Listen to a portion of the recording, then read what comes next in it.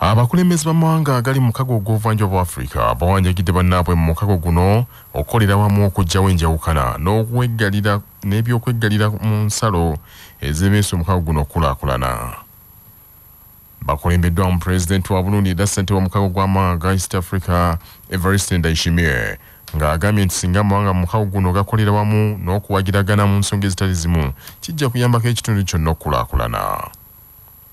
Ndayishimiye agambye nti mu mawanga ag'enjawulo abantu ab'amawanga agatali gamu bajjuddemu nga enjawukana ezo singa zinaavaawo kijja kuyamba ekitundu kyonna okwekulaakulanya. A reminder to all East Africans of the impact of colonization left behind in our countries and knowledge that the worst among them was division. I am sure that here there are Ugandan people came from Burundi, as there are Burundian people came from Uganda before colonization. We can only be strong when we come together, when we are one people with one destiny. Fe abarundi tubagala nyonyo. Katonda abawe emikasa nemilembe. Asante sana. Ye President wa Burundi Evariste Ndayishimiye. President wa Kenya Dr. William Ruto yagambye nti wakwongera okukolagana ne Uganda okulwanyisa obwavu na Kenya ne bannayuganda n'okuggyawo enjawukana mu ntambuza y'emirimu. Work so that we can eliminate the borders that separate our people in East Africa and in Africa. It is very clear to us that we cannot share poverty and we cannot share hunger, but we can share opportunity and we can share prosperity. William Ruto akasizza nti newankubadde wabaddewo ebisoomooza yamazidde okulagira minisita w'ebyobusuubuzi okukwatagana n'owa Uganda okulaba nti bakolera wamu okumalawo obukuubagano ku nsalo okusobola okukolagana obulungi mu by'obusuubuzi. General Salva Kiir Mayardit omukulembeze wa South East Sudan agambye nti amawanga Africa gonna gasaanidde okukolera wamu okutumbula ebyetaago by'abaddugavu awatali kulowooleza mu bazungu. Our shared destiny. Africa remains the last global economic frontier with untapped potential in both human and natural resources. This theme calls upon us to dedicate ourselves to the task of pursuing ideas of Pan-Africanism. Bonna boogedde era Pulezidenti wa Somalia Hassan Sheikh Mohamud agambye nti Uganda mu myaka gino enkaaga giyambyeko nnyo Somalia okukola n'okukuuma emirembe n'okulwanyisa obuyeekera n'obutujju. Mu kusooka minisita w'ensonga z'obwa Pulezidenti mu Uganda Mary Babalanda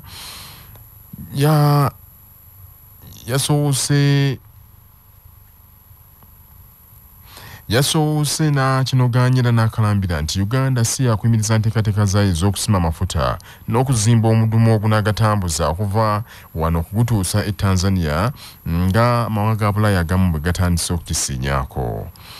Era mu kusooka minisita w'ebya sayansi ne tekinologiya ng'ayita muwanguzi Abraham baasoose okwolesa ebimu ku bintu ebya tekinologiya Uganda byeyiyiza omubadde pikipiki ezikozesa amasannyalaze, baasi ne kalakita ezikozesebwa mu bulimi, gattako n'ebirala bingi byagambye nti bijja kuyamba nnyo mu kutumbula tekinologiya ne sayansi wano mu ggwanga.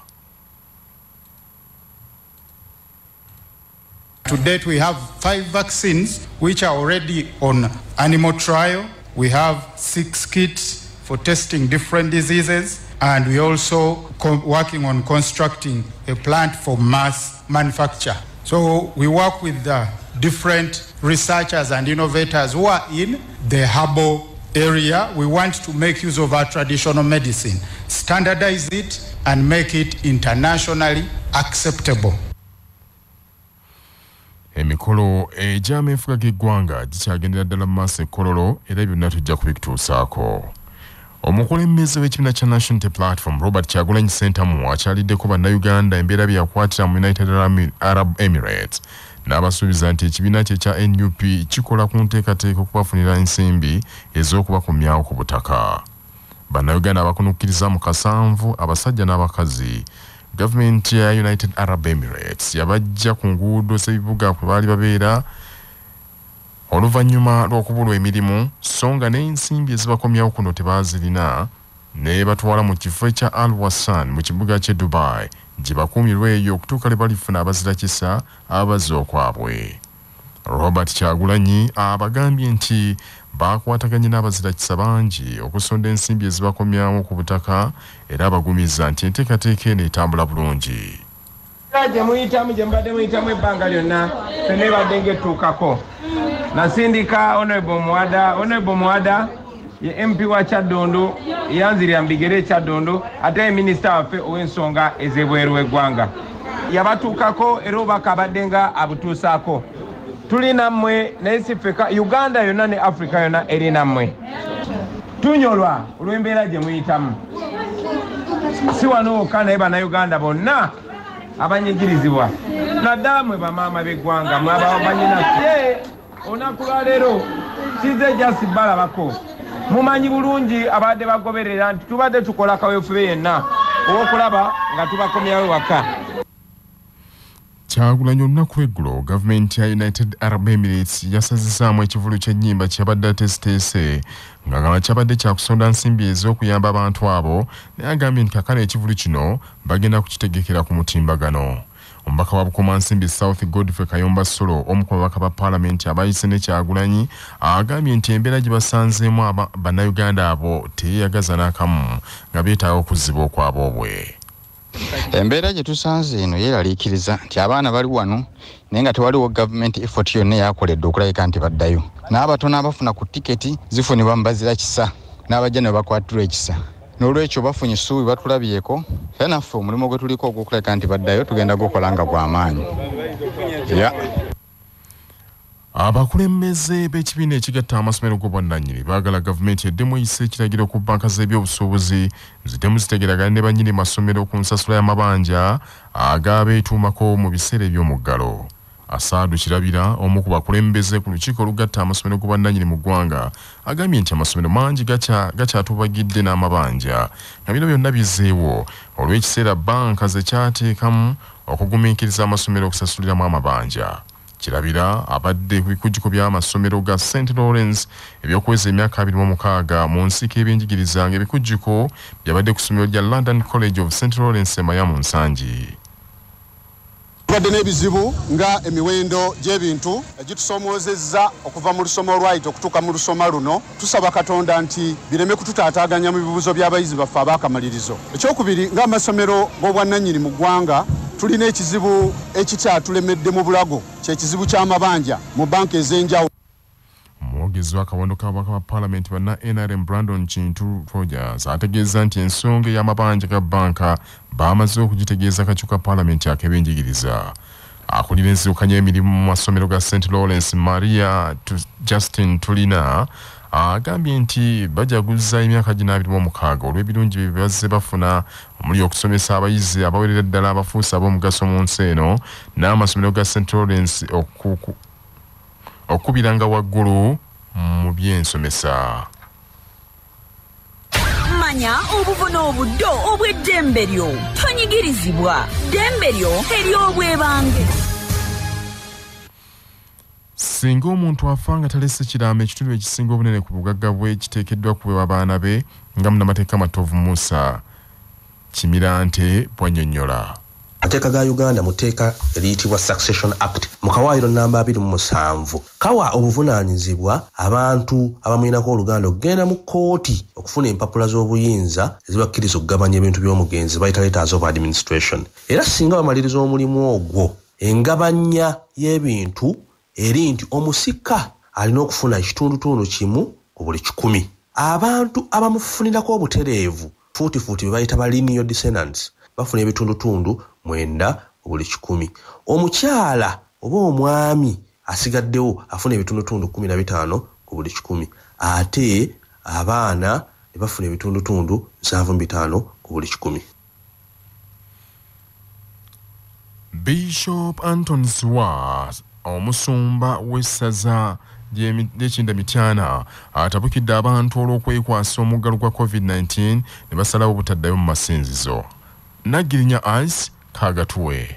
Ssentebe w'abepiskopi mu ggwanga era omusumba w'essaza lya Kinda Mityana, Reverend Father Dr. Joseph Anthony Zwa, alaze obweraliikirivu olw'abantu abeekwasa omuggalo gwa COVID-19 ogwaliwo nga n'abamu eby'okugenda mu masinzizo baabivaako kyokka ne badda mu masabo. Bino Bishop Zwa abyogedde bw'abadde awa abaana essaakalamentu lyabwe erya konfirimansiyo ku Kereziya ya Christ the King Busimbi mu kibuga Mityana. Alaze obweraliikirivu olw'embeera abaana gye bayisibwamu mu biseera eby'omuggalo nga ne gye buli eno abamu tebasobola kudda ku masomero olw'abamu okubanga baatikibwa eryamugema nga n'abamu tebaddayo ku masomero nti kino kyataataaganya ebyenjigiriza y'abaana mu ggwanga. Wabula n'asaba abazadde okukwatizaako abaana baabwe basitulibwe nga basoma saako n'okuba nga bayigirizibwa eddiini. Era nga bakyakuwoleza nti ate Kereziya waazigala gera mwattu nzigule nono nange kimalirawo n'akujuliza mbu alaba TV naye gezaako omubuuze nti waliwo yabadde twazaani. Abakulembeze b'abavubuka n'abaliko obulemu mu Town Council y'e Kalungu mu disitulikiti y'e Kalungu sibamativu olw'ebizibu bye banyigiriza ne ssente bagamba nti ziggwera mu baalubatu. Nsubuga Muzaffaru y'abirina. Sakwe Edward ono nga ye kansala akiikirira abavubuka ku lukiiko lwa Town Council y'e Kalungu era nga ye speaker wa Town Council eno ategeezezza nti wadde Uganda eri mu kujaguza emyaka 6 egy'obwetwaze naye nti nga bo abavubuka mu Town Council eno bakyayita mu mbeera ey'okubonaabona. Ono ategeezezza nti ssente gavumenti zeeweereza abavubuka mu kitundu kino okwekulaakulanya zikyalemedde ku akawunti. Abavubuka bangi mu kiseera kino tebasobola kuzikozesa. Sakwe Edward agamba nti bangi ku bavubuka mu Town Council y'e Kalungu tebasomeseddwa kimala ku ngeri ey'okukozesaamu ssente zino okwejja mu bwavu. Munnanuupo ono agamba nti bangi ku bavubuka mu kitundu kino eky'e Kalungu olw'obwavu bwe balimu beenyigidde mu mirimu gamba ng'okuvuga boda kyokka nti omulimu guno mu kiseera kino tegukyalimu ssente ziri awo zeegasa. Ono ne yennyamira olwa ssente ezagamba nti ziggwera mu bantu ba lubatu nnyo. Bwe ntunamu bwe nti naali badde nsaba bakyuseemu oba baddemu basomese abavubuka abateekeddwa okufuna ensimbi ng'alinawo akalimo kaakola. Olw'ekyo mu gino emyaka 6 gavumenti yeena terina kyeyambye bavubuka baffe mu Uganda yonna. Kaketo Ronald ono nga ye kansala akiikirira abaliko obulemu ku lukiiko lwa Town Council y'e Kalungu ategeezezza nti kituufu bannayuganda basaana bajaguza emyaka 6 egy'obwetwaze naye nti nga bo abaliko obulemu balina ensonga nnyingi ezibanyiga omuli obutasobola kwenyigira butereevu mu nteekateeka za gavumenti ez'enjawulo nga ne mu bifo eyo bingi agamba nti tewali bantu bataputira abo abatawulira. Bw'atyo kansala ono Kaketo Ronald kwe kusaba gavumenti erowooze nnyo ku nsonga ezinyiga abaliko obulemu. Webale nnyo omusasi waffe Nsubuga Muzaffaru bannaffe ag'essaawa zino kangamalize mu bufunze. Abakulembeze b'amawanga agali mu mukago gwa East Africa bawanjagidde bannaabwe mu mukago guno okukolera awamu baggyewo enjawukana n'okweggaliranga mu nsalo eziremesa omukago guno okulaakulana. Omukulembeze w'ekibiina kya NUP Robert Kyagulanyi Ssentamu akyalidde bannayuganda embeera bye yakwatira mu United Arab Emirates abasuubiza nti ekibiina kikola ku nteekateeka z'obwafunira ensimbi badde ku butaka. Ate abakulembeze b'ekibiina ekigatta amasomero g'obwannannyini baagala gavumenti eddemu eyisa ekiragiro ku bbanka z'ebyobusuubuzi ziddemu okutegeragana ne bannyini masomero ku nsasula y'amabanja agabakoma mu bulago. Bannaffe ge mawulire ag'essaawa zino mwebale nnyo okuwuliriza.